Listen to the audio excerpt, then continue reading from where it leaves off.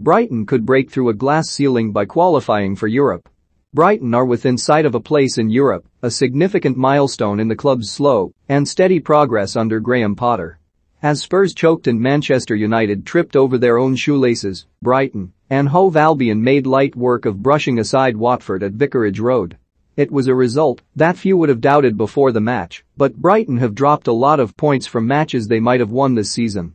It had also been a difficult week for the club, with the decision of sporting director Dan Ashworth to leave for Newcastle, where he can undertake a whole new project on considerably more money and with infinite Saudi funds to spend on infrastructure and personnel.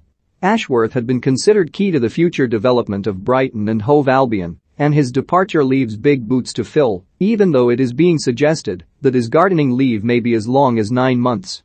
But the very fact that a club which has been turbo-powered by so much money should, following their signature of defender Dan Burn shortly before the transfer window closed, be making repeated raids on them for players and staff is in itself an indication of how far they've come over the last few years, no matter how unwelcome that apparently now permanent close inspection might be. David Weir, who was only promoted to be Ashworth's assistant in the middle of January, takes over the position on an interim basis. There are no relegation fears on the south coast. If anything, something approaching the opposite is true. The whispers remain hushed for now, but the possibility of European football coming to Brighton is growing, and with the teams above them dropping points regularly, and a long way still to go, even a place in next year's Champions League can't quite be completely discounted just yet.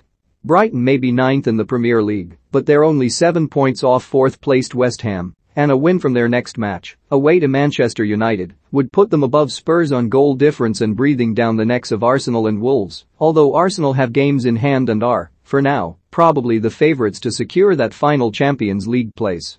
But if we consider Brighton rank outsiders for the Champions League place, a Europa League or Europa Conference League place is somewhat less so.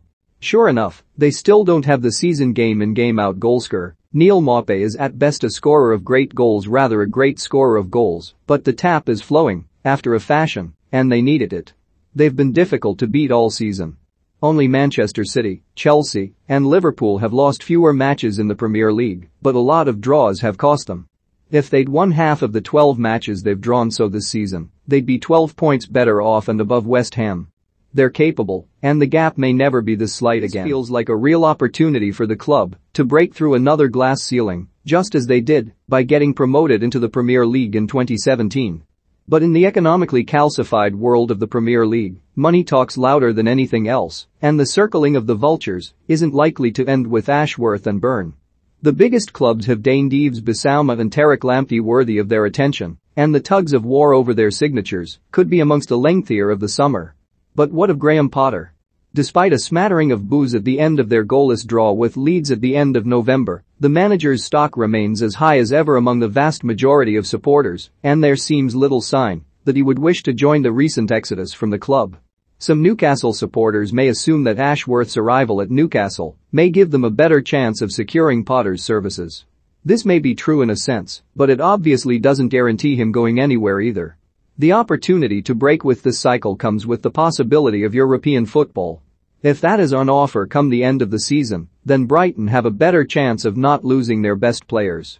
Anybody who's heard Graham Potter speak about football will be fully aware of how well Potter speaks about the game.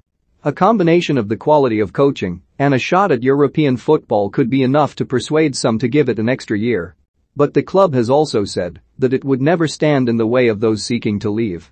They came good on that regarding Dan Burn, and they came good on it over Dan Ashworth as well, even though Newcastle are expected to pay heavily to release him from that gardening leave.